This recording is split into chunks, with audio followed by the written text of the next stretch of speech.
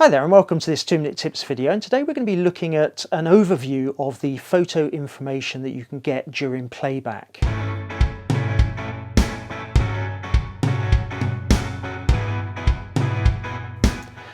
So as I said in other videos, checking photos in the field is really useful, especially when you've got a large LCD like the Z series cameras, and also the EVF, which is really useful.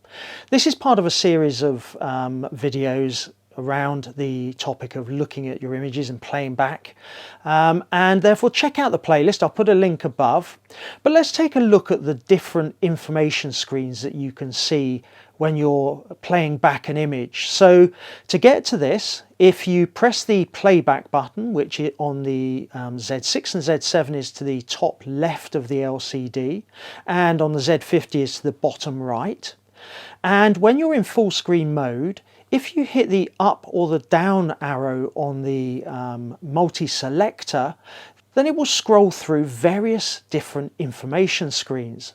So let's take a look at what they show. We'll cover the detail of what the actual information on each screen is in a separate video, so we don't make this one too long, but this one we're just going to give you an overview for the different ones that you scroll through. So firstly, let's just check we've got all of the different options selected. So we go into the playback menu and select playback display options, and we can choose here by checking or unchecking the different options as to what will show up as we scroll around the different playback options. So let's come back out and take a look.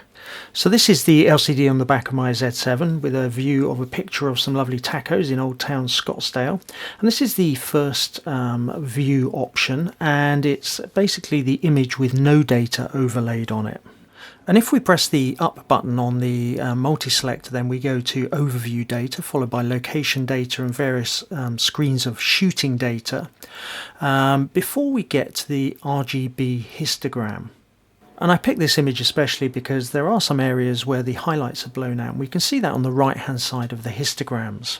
And if we press up again, we get the highlights view, and this is where you can see the flashing areas, the areas that are blown out.